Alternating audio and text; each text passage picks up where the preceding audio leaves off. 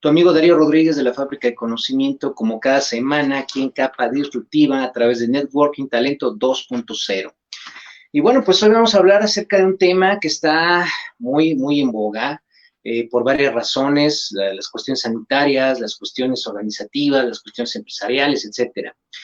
Y vamos a hablar el día de hoy cómo adaptar la capacitación al COVID-19, porque obviamente es un reto nuevo que probablemente no se haya presentado anteriormente. Un servidor, pues te puedo decir, es sobreviviente del AH1N1, o sea, la influenza de hace 11 años. Entonces, esto que estamos viendo actualmente es algo que pues ya pasé, que ya me tocó un ambiente de trabajo en el cual pues teníamos que tomar medidas para evitar más contagios. Y bueno, pues ahora contamos con nuevas herramientas y con nuevas formas de capacitar que nos van a apoyar poderosamente para no vivir lo que vivimos hace 11 años. Y bueno, pues ¿cómo se llama el tema de hoy? Es la formación en tiempos del coronavirus. Ahí parafraseando a Gabriel García Márquez. Bueno, te decía, hace 11 años, si le damos a la siguiente, Víctor, por favor, si es tan amable, como cada semana, Víctor aquí apoyándonos amablemente. Como te decía, hace 11 años, pues se presentó esto del brote del AH1N1, o influenza, o la gripe porcina, etcétera, del cual México, pues fue el país cero. O sea, aquí fue donde se originó. Tanto fue el impacto que tuvo esta pandemia, porque también lo fue la influenza, que mucho de lo que estamos viendo ahorita en el manejo, en la gestión del coronavirus, viene desde entonces, por ejemplo, las disposiciones legales, los protocolos, etcétera, y cómo vamos a actuar. Otra vez, como siempre, mi garantía como consultor es que todo lo que te digo son cosas que ya se han probado, son cosas que ya sabemos que funcionan. Y bueno, pues ahí en pantalla tenemos un par de datos. El costo global para México del H1N1 fue de 8,000 millones de dólares. Y esto incluyó el paro total, ojo, el paro total de las actividades productivas en el país desde el 1 de mayo del 2009 hasta el 5 de mayo de ese mismo mes. Entonces, durante 5 días aquí no se trabajó. Imagínate, bueno, pues no tienes que imaginarte, ahí viene ya la cantidad de millones de dólares de cuánto costó este ejercicio de parar las actividades. Ahora, actualmente, con esto del COVID-19, parte, te decía, de los protocolos de manejo de esta nueva pandemia, se tomaron desde entonces, desde el H1N1. Y parte de ellos está en cómo evitar que la gente se concentre en grandes cantidades para evitar que se contagien. Acuérdate que estas enfermedades, la influenza porcina y el COVID-19, se transmiten vía respiratoria. De hecho, ahí en la imagen pues, estamos viendo cómo andábamos hace 11 años. Yo me acuerdo donde trabajaba, todos los días traíamos la mascarilla, traíamos guantes de látex. En el comedor nos sentaron 1 metro de distancia entre nosotros, nos daban un box lunch para que no vayamos al comedor, para evitar que tuviéramos contacto directo entre nosotros y bueno, con el contagio. Entonces, actualmente estábamos viendo una situación similar, no es exactamente igual. Sin embargo, sí podemos tomar de lo que aprendimos desde la H1N1, cómo evitar desde nuestra trinchera estos contagios, que se propague y tengamos afectaciones mayores. Vamos a ver la siguiente, por favor, Víctor, si está amable. Ahora, acuérdate que si tú trabajas en una empresa, si eres capacitador, si eres gerente de capacitación, consultor, etcétera, en una empresa tienes varias responsabilidades, entre ellas está la continuidad del negocio. ¿Qué es esto? La continuidad del negocio es un concepto, sobre todo en grandes corporativos, que busca que la empresa siga funcionando a pesar de desastres, a pesar de fallas de electricidad o a pesar de pandemias. Entonces, parte de tu responsabilidad es contribuir en la continuidad del negocio y obviamente tienes que proteger o tienen que protegerse, tenemos que protegernos entre todos y evitar la propagación de este virus. Entonces, como parte del área de formación, necesitamos tener propuestas, necesitamos tener ya estrategias que aplicar. Ahora, hace 1 o 2 días, leyendo Facebook, de las redes en las que estoy de profesionales, había un compañero que decía algo que me llamaba la atención. Él decía que el manejo de esto del COVID-19 solamente se limitaba a que la gente se lavara las manos y hacerles e-learnings. Yo la verdad no creo que sea tan simple, sobre todo por mi experiencia, porque, ok, ¿quiénes se van de e-learning, por ejemplo? ¿Quiénes lo van a hacer? Toda una empresa, toda una fábrica, imagínate, toda una fábrica se puede ir a hacer home office, toda la fábrica se puede hacer esto del e-learning. O sea, todas las personas, todos los trabajadores tienen acceso al Wi-Fi, tienen acceso a una computadora, a un celular o algo que les permita tomar capacitación a distancia. Yo creo que no, al menos en mi experiencia es que no. Y eso de lavarse las manos, pues también se me hace una forma muy sencilla de verlo, porque bueno, puede ser que tú hagas que de 100 personas, 90 se laven las manos constantemente con agua y jabón, pero ¿qué va a pasar con las otras 10 que no? ¿Cómo puedes prevenir que esas 10 se contagien y contagien a los demás? Entonces, parte de tu responsabilidad como capacitador es también gestionar en aula el comportamiento de tus participantes. Vamos a darle a la siguiente, por favor, Víctor, si está amable. Y bueno, para esto vamos a comenzar a revisar cuáles son los factores que necesitas analizar para proponer una buena solución. Ojo, en esta cápsula no te voy a dar como tal soluciones puntuales. ¿Por qué? Porque eso depende de cada necesidad de cada empresa. Cada empresa va a tener su colectivo o su necesidad particular. Entonces, yo no te puedo dar todas las soluciones para todos los casos, pero sí te voy a dar lineamientos generales para que puedas sacar una buena estrategia a partir de tu experiencia y conocimiento de la empresa. Bueno, el primer factor que tienes que considerar para saber qué acciones tomar, qué estrategias diseñar, es que tienes que conocer obviamente tu colectivo. Va a haber principalmente dos colectivos en una empresa bajo estas circunstancias para evitar contagios. Uno es el nuevo ingreso y dos son los colaboradores que ya se integraron a la empresa, los que ya están activos. Nuevos ingresos, pues tú sabes, sus necesidades es de enrolamiento, la cultura organizacional, que adquieran habilidades técnicas. Sé que hay más, pero bueno, estas son así como que las principales. En los colaboradores que ya se integraron a la empresa, pues requieren que desarrollen habilidades blandas, a lo mejor están buscando crecer de puesto y necesitan adquirirlas, también necesitan motivación. Esto es una gran diferencia entre colectivos ya integrados de los de nuevo ingreso.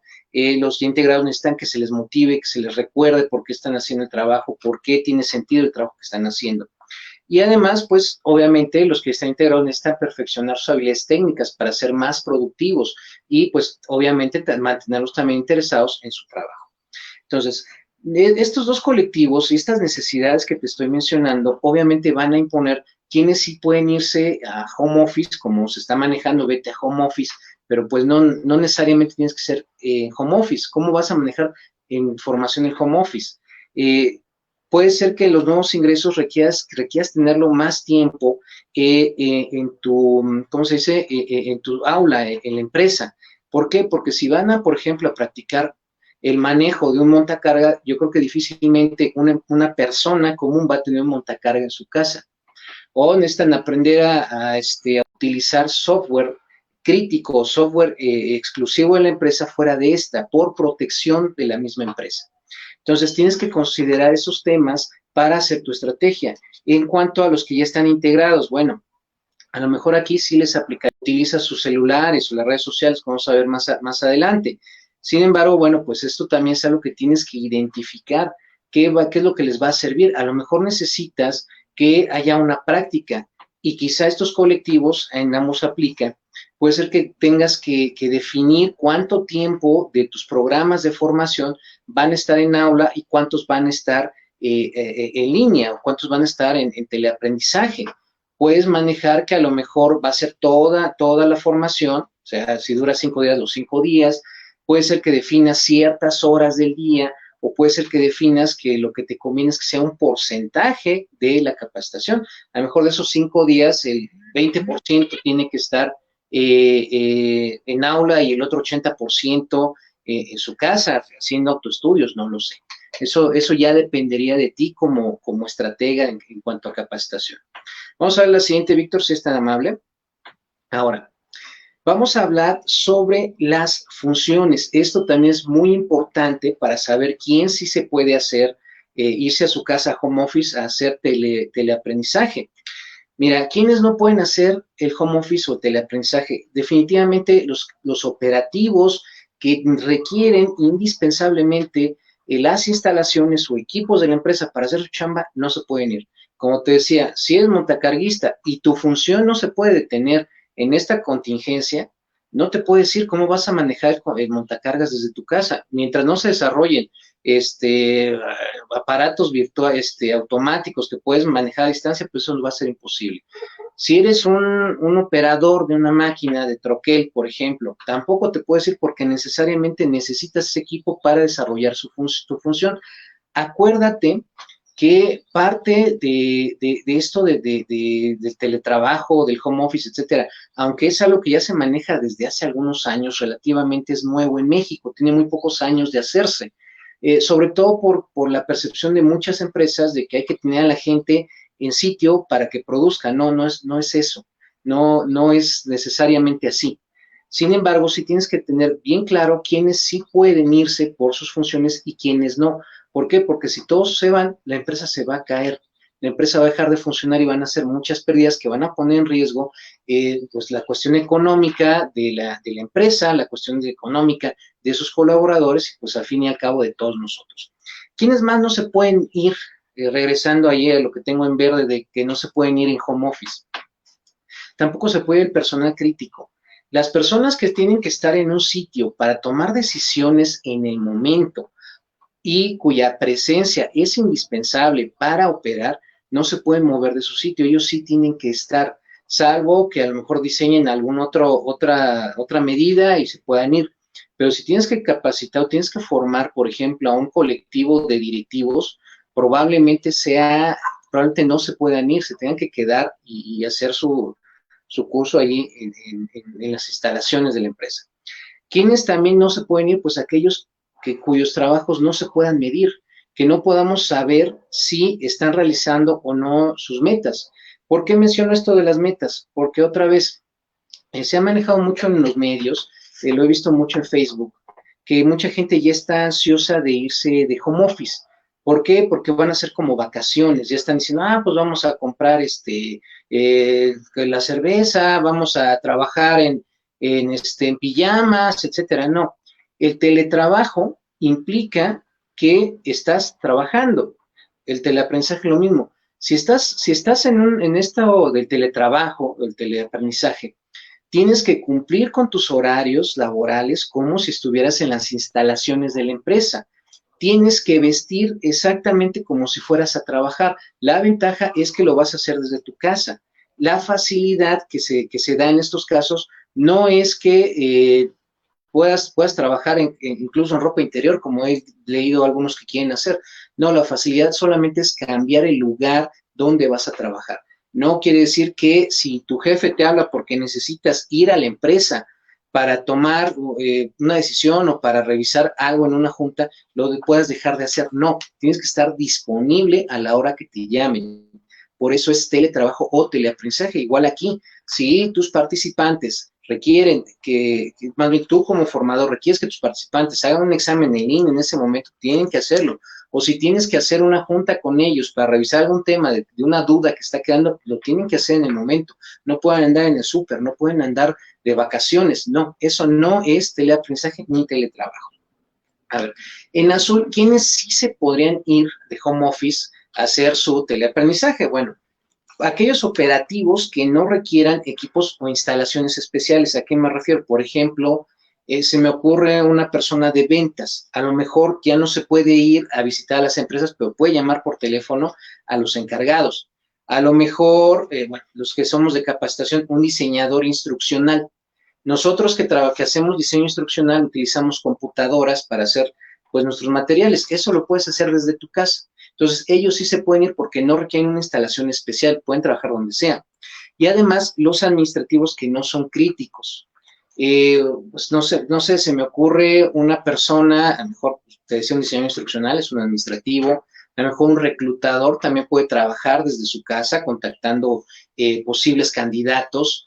no sé, puede haber muchas posibilidades, pero básicamente estas son las funciones que tienes o las condiciones de las funciones que tienes que analizar para saber si va o no va a un curso de teleaprendizaje.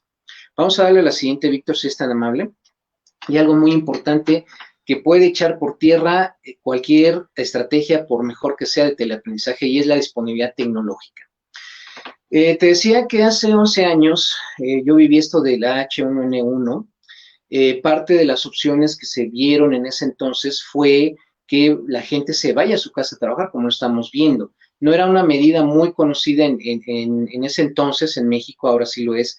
Sin embargo, en el banco en el que trabajaba yo, como es español, pues ya traen mucho esa cultura del teletrabajo. Entonces se planteó que algunos se podían ir, pero muchas ocasiones el problema estaba no tanto en la naturaleza del trabajo, o sea, en las funciones o del tipo de colaborador que fueras, sino más bien en que a lo mejor el colaborador no tenía internet en su casa. O si tenía internet, a lo mejor no sabía utilizar la computadora, no sabía utilizar Zoom, no sabía utilizar Moodle, o no sé, cualquier otra herramienta que puedas utilizar para tener una clase en línea. Y además también estaba la disposición de ese colaborador de utilizar tanto su celular como su computadora o sus datos o su Wi-Fi, porque puede ser que digan, yo no voy a usar o yo no voy a gastar los datos de mi celular en un curso por el cual del trabajo ellos me lo tienen que pagar. Entonces, es algo que también tienes que considerar y mucho para saber si te va a funcionar o no tu estrategia. Ahora, también es importante, te decía, también a tenor de lo que te decía hace un momento, de que el teleaprendizaje no es que te vayas de vacaciones, no es que puedas ir a tomar un curso a tu casa y a lo mejor estarlo tomando acá con la chela o con la botana, no, es un horario de trabajo, se paga como trabajo. Por lo tanto, tienes que tener las mismas normas y las mismas condiciones y el mismo protocolo tú de comportamiento que si estuvieras en la empresa. Entonces, para poderlo hacer necesitas tener un lugar especial, un cuarto, no tiene que ser muy grande, un escritorio, un sillón, incluso si tú quieres, donde poder trabajar. Obviamente, que esté cómodo, que sea adecuado para que puedas hacer tus actividades, pero que donde puedas estar concentrado. Sí, porque si te sales a la calle, si te vas a un parque, te decía, si te vas de vacaciones y allá pretendes hacer tu curso, pues obviamente eso te va a distraer y no te va a permitir hacer lo que tienes que hacer, no te va a permitir adquirir el aprendizaje que estamos buscando.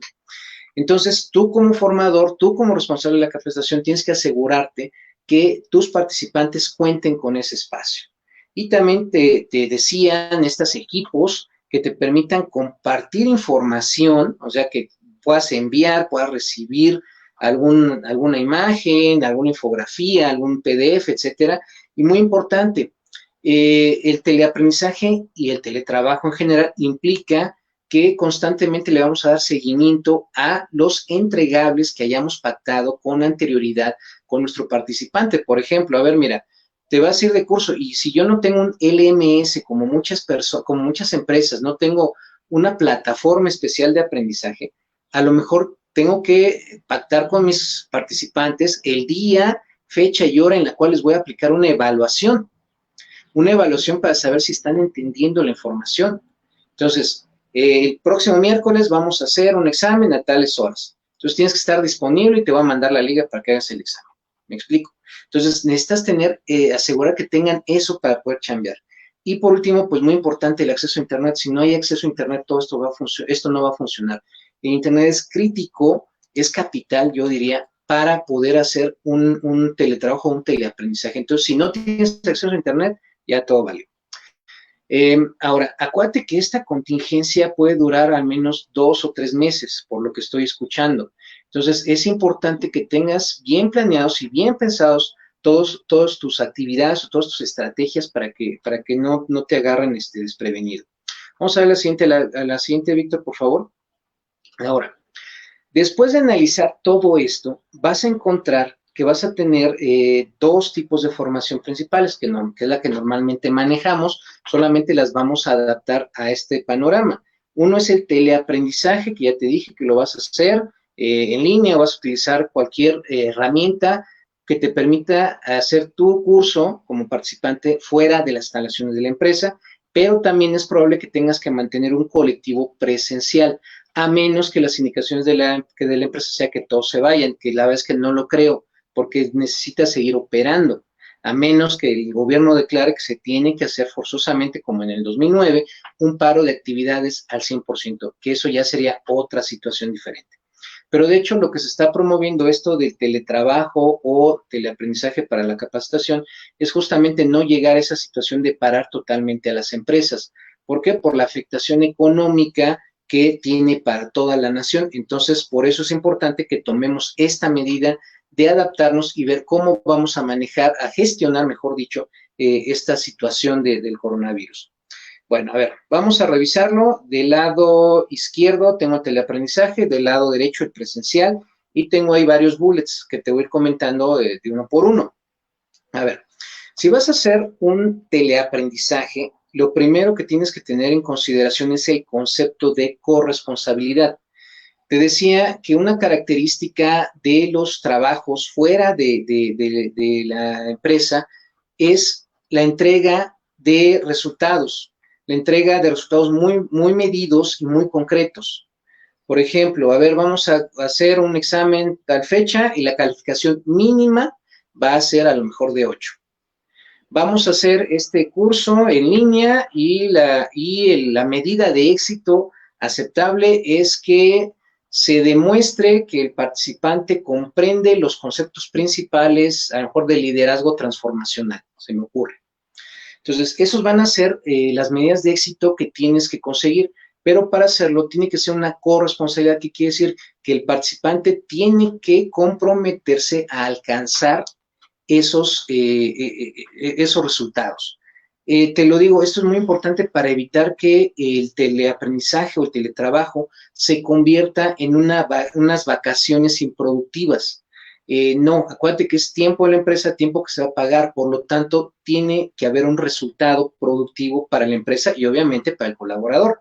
Entonces, te recomiendo que hagas un formatito, que hagas una hojita, que firmen tus participantes y tú como formador, donde digas, nos comprometemos a entregar esto en tales fechas y de esta forma. O sea, tiene que ser qué vas a entregar, en qué fecha y en qué condiciones, ¿sale? Si es que aplican. La siguiente es que puedes utilizar tanto un CMS como un LMS. ¿Qué son estos? El LMS, como tú sabes, es un Learning Management System, el Moodle, pues, o el Blackboard, que son software que te sirven para administrar el aprendizaje de las personas y que puedes aplicar evaluaciones, puedes subir materiales, puedes hacer foros, etcétera. O sea, son muy robustos en cuanto a la formación. Prácticamente es tomar un aula con las mismas interacciones y trasladarlas al mundo virtual. El CMS es un gestor de contenidos. Más que de aprendizaje, vas a poder subir a lo mejor videos, vas a poder subir documentos, etcétera, pero no vas a tener las facilidades que te ofrece, por ejemplo, Moodle para hacer exámenes. Esos a lo mejor tendrías que mandarlos en una liga, a lo mejor te metes a Socrative o alguna otra aplicación similar, mandas la evaluación para que las personas lo resuelvan en su casa. Es ligeramente diferente, pero bueno, necesitas adaptar tu estrategia para cualquiera de ellos dos. También podrías utilizar lo que se llama el Mobile Learning. ¿Qué es el Mobile Learning?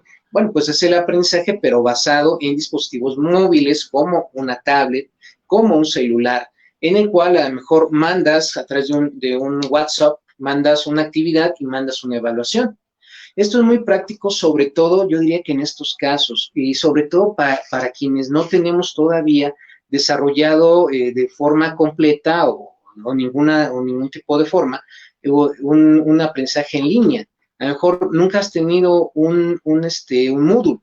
Entonces, pues puedes utilizar esto, el Mobile Learning, agarrar, haces tu infografía, se la mandas a los participantes en un grupo de WhatsApp y ahí lo revisan y terminan y les mandas la evaluación. Y eso también te puede ahorrar mucho tiempo y sobre todo mucho dinero, porque ahorita como ya tenemos las cosas encima, quizá no tengas chance ni los recursos para implementar el aprendizaje en línea. Entonces, esta es una posible solución. Otras posibles soluciones, el uso de redes sociales. Fíjate que el Instagram, el Facebook, el Twitter, todas esas sirven para impartir contenidos. Por ejemplo, en Instagram, ¿qué pasa si pones en lugar de una foto, una infografía en Instagram? Entonces, ahí tus participantes pueden ver el contenido. O haces una transmisión como esta en vivo a través de Facebook. También puedes hacer tu grupo y capacitar a tus participantes por este medio.